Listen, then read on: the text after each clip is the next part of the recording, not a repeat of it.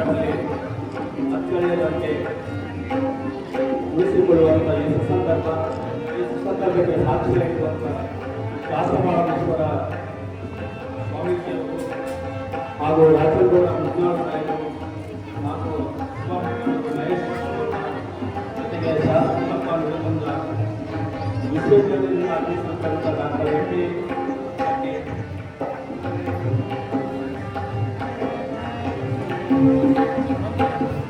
ಸ್ವಲ್ಪ ಒಂದು ಸೈಡ್ ಬರ್ರಿ ನೋಡ್ರಿ.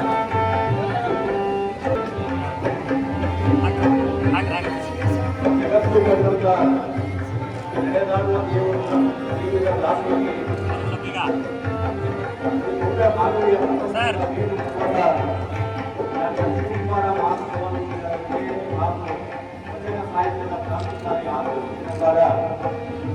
ಶಿವನ ಸಮಾನ ಮನವರಿದ ಮಾತು ಮಧುಸರಿಯಂತೆ ಮನವರಿದ ಕಾಯಕ ಪರಿಪೂರ್ಣ ಶುದ್ಧ ಮನವರಿದ ನೆನೆ ತೀರ್ಥಯಾತ್ರೆಗಳು ಪಂಚಪವಿತ್ರ ನೀನಾದರೆ ಆ ಪರಶಿವ ಬೇರಿಲ್ಲ ನೋಡ ಸದ್ಗುರು ಶ್ರೀ ದಾಸವಾಳ ದೀಸೆ ಎಂಬಂತೆ ಕಲ್ಯಾಣ ಕರ್ನಾಟಕದ ಯಾದಗಿರಿ ನೂತನ ಯಾದಗಿರಿ ಜಿಲ್ಲೆಯ ಸುರಪೂರು ತಾಲೂಕಿನ ಪಂಚತೀರ್ಥಗಳ ಮಧ್ಯದಲ್ಲಿರುವ ಮುದುನೂರು ಗ್ರಾಮದಲ್ಲಿ 1040ನೆಯ ಸುಮಾರು ಇಸ್ವಿಯಲ್ಲಿ ಶ್ರೀ ಸಂಕ್ರಮ ಮತ್ತು ದಾಸಿಮಯ್ಯ ಎಂಬ ಪುಣ್ಯ ದಂಪತಿಗಳ ಗರ್ಭದಲ್ಲಿ ಜೇಡರ ದಾಸಿಮಯ್ಯ, ಜೇಡರ ಅಂದರೆ ಜೇಡರ ಬಲೆಯ ಕಟ್ಟಿರ್ತಕ್ಕಂಥ ಕಲೆಗಿಂತಲೂ ಕೂಡ ನೂಲು ಎಳೆಗಳನ್ನು ಸೇರಿಸಿ ಆ ಕಲೆಗಿಂತಲೂ ಕಲೆಯನ್ನು ಸೃಷ್ಟಿಸಿದಕ್ಕಾಗಿ ನಿಮಗೆ ಜೇಡರ ಅಂತಕ್ಕಂಥ ಹೆಸರು ಬಂತು.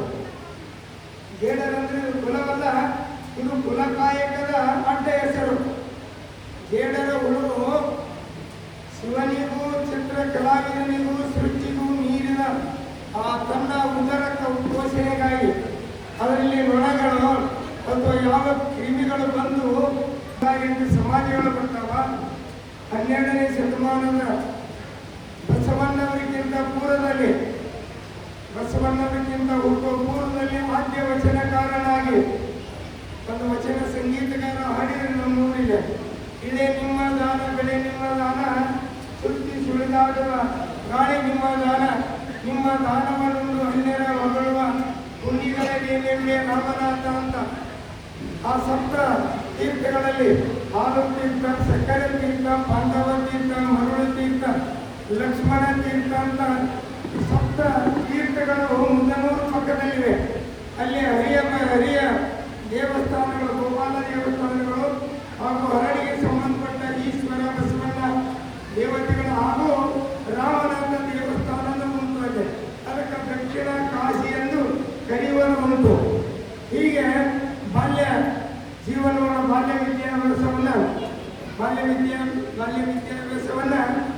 ಆ ಒಂದು ಮುದುನೂರಿನಲ್ಲಿ ಕಲಿತು ಉಳಿದ ವಿದ್ಯಾಭ್ಯಾಸವನ್ನು ವೀರಶೈವ ತತ್ವ ಸಿದ್ಧಾಂತಗಳಲ್ಲಿ ಹಾಗೂ 6 ಶಾಸ್ತ್ರಗಳ 18 ಪುರಾಣಗಳಲ್ಲಿ ಉಪನಿಷತ್ತುಗಳ ಅಧ್ಯಯನಕ್ಕಾಗಿ ಶ್ರೀಶೈಲಕ್ಕೆ ಹೋಗಿ ಶ್ರೀಶೈಲದಲ್ಲಿ ಈ ಒಂದು ದಾಸಿಮಯ್ಯನವರು ಸಂಪೂರ್ಣ ವಿದ್ಯೆಯನ್ನು ಪಡೆದು ಘೋರಾರಣ್ಯವಾಗಿರ್ತಕ್ಕಂಥ ಶ್ರೀಶೈಲ ಕ್ಷೇತ್ರದ ಸುತ್ತಮುತ್ತಲ ಒಂದು ಕಾಡು ಮಾನವರಿಗೆ ಶಿವದೀಕ್ಷೆಯನ್ನು ಕೊಟ್ಟು ಅಲ್ಲಿ ಲಿಂಗಾಚಾರವನ್ನು ಕೊಟ್ಟು ಶಿವತತ್ವವನ್ನು ನೀಡಿ ಆಚಾರ ವಿನಯ ಭಕ್ತಿಯನ್ನು ಕಲಿಸುವಂತ ತನ್ನ ವಿದ್ಯೆಯನ್ನು ಮುಗಿದ ಮೇಲೆ ಇಲ್ಲಿ ಚಾಲುಕ್ಯ ವಂಶಸ್ಥರೊಳಗೆ ಜೇಸಿ ಅಂತ ರಾಜ, ಅವ ರಾಜನ ಊರಲ್ಲಿ ಬಹಳ ಮಂದಿ ಜೈನ ಧರ್ಮದ ಪ್ರಭಾವ 9ನೇ ಶತಮಾನದಿಂದ ಹಿಡಿದು ಪೂರ್ವದ 12ನೇ ಶತಮಾನದವರೆಗೆ ಜೈನ ಧರ್ಮ ಕರ್ನಾಟಕದಲ್ಲಿ ಬಹಳ ಪ್ರಾಶಸ್ತ್ಯವೊಳಗಿತ್ತು. ಆ ಜೈನ ಧರ್ಮವನ್ನು ತುಂಬಿಕೊಂಡಿರುವ ಚಾಲುಕ್ಯರ ಜಯಸಿ ಎಂಬ ರಾಜನ ಹೆಂಡತಿ ಶುಕ್ಲಾದೇವಿ ಶಿವಭಕ್ತಿ ಸಂಪನ್ನಳಾಗಿದ್ದಳು. ಆ ಶಿವಭಕ್ತಿ ಸಂಪನ್ನಳಾಗಿರ್ತಕ್ಕಂಥ ಶುಕ್ಲಾದೇವಿ ಈ ಒಂದು ದೇವರ ದಾಸಿಮಯ್ಯ, ಜೇಡರ ದಾಸಿಮಯ್ಯ, ಶಂಕರ ದಾಸಿಮಯ್ಯ ಅಂತ ಚರಿತ್ರೆ ಬಂದಾಗಿದೆ. ಇದಕ್ಕೆ ಮೂಲ ದೇವರು ಲಿಂಗಸೂರು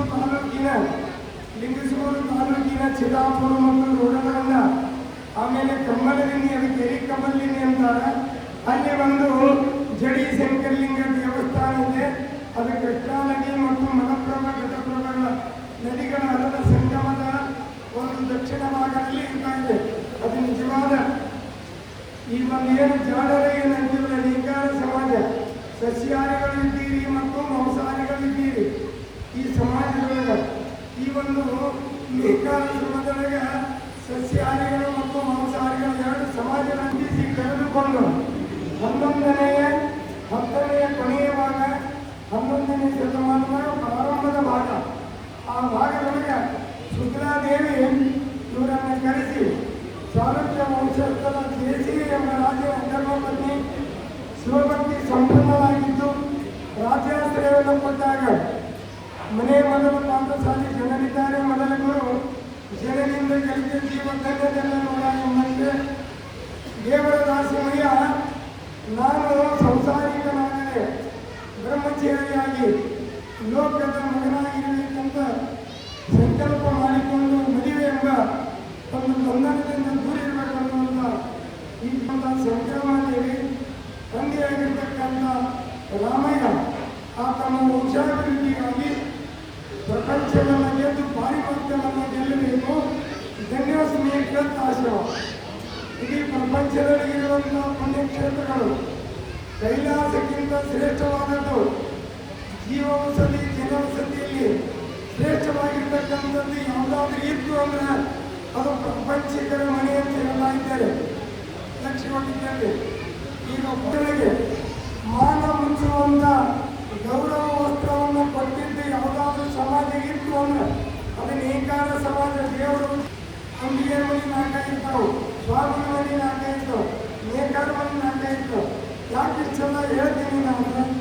ನಮ್ಮದು ಬಾಗಲಕೋಟೆ ಜಿಲ್ಲಾ, ಇಲಕಲ್ಲು, ಬದಾಮಿ, ಐವಳ್ಳಿ, ಪಟ್ಟದಕಲ್ಲು, ಕಮತಿಗಿ, ರಮಕವಿ, ಬನ್ನಟ್ಟಿ, ಬಾದವಾಡಿಗೆ ಇವೆ. ಅದಕ್ಕಾಗಿ ದೇವಾಂಗ ಸಮಾಜಕ್ಕೆ ಸಂಬಂಧಪಟ್ಟಿರತಕ್ಕಂಥ ಚಿತ್ರನಟಿ ಉಮಾಶ್ರೀ ಅವರು ಆ ಕ್ಷೇತ್ರಕ್ಕೆ ನಿಂತು ಆರಿಸುವಂಥ ಪ್ರಕ್ರಿಯೆ.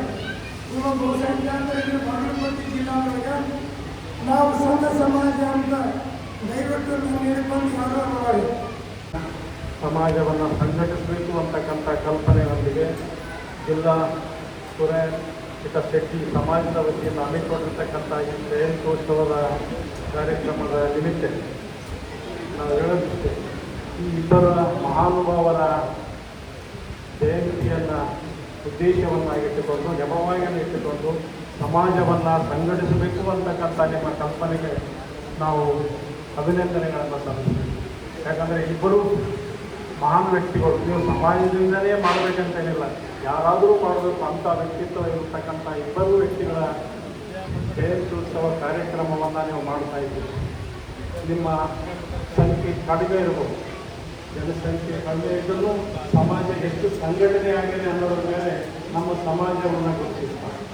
ಜನಸಂಖ್ಯೆನೂ ಒಂದು ಮಿತಿ ಇರುತ್ತೆ, ಆದರೆ ನಿಮ್ಮ ಸಮಾಜ ಎಷ್ಟು ಸಂಘಟಿತವಾಗಿದೆ, ಎಷ್ಟು ಸುಸಂಸ್ಕೃತವಾಗಿದೆ ಮತ್ತು ವಿದ್ಯಾವಂತರ ಈ ಸಮಾಜದಲ್ಲಿ ಎಲ್ಲರ ಮೇಲೆ ನಮ್ಮನ್ನು ಗುರುತಿಸ್ತಾರೆ.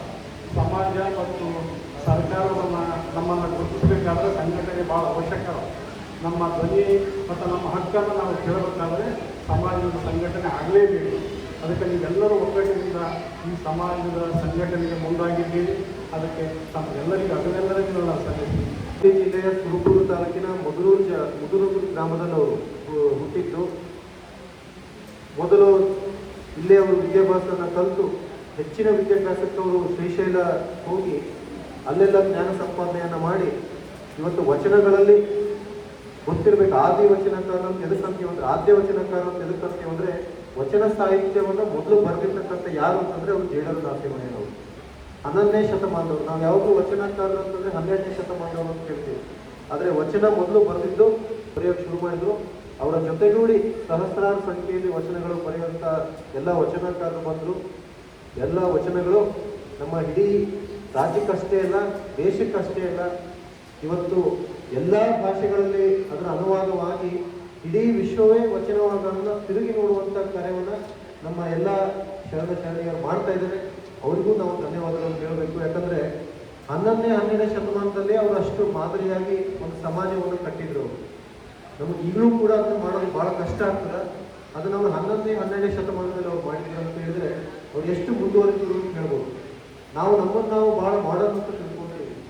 ಆದರೆ ಅವರು ಉಡುಗೆ ತೊಡುಗೆಗಳಿಗೆ ಅಷ್ಟೇ ಅಲ್ಲ, ಮಾಡರ್ನ್ ಅಲ್ಲ. ಅವರು ತಮ್ಮ ಜ್ಞಾನದಿಂದ ಅವರು ಹೇಗೆ ಮುಂದುವರಿದವರು ಹೇಗಿರಬೇಕು, ಎಲ್ಲರನ್ನೂ ಒಪ್ಕೊಳ್ಬೇಕು ಅಂತ ಹೇಗೆ ಅವರು 12ನೇ ಶತಮಾನದಲ್ಲಿ ಹೇಳಿದರು. ಅದನ್ನು ನಾವು ಈಗಲೂ ಮಾಡೋಕ್ಕೆ ನಮಗೆ ಬಹಳಷ್ಟು ಕಷ್ಟ ಆಗ್ತೇವೆ.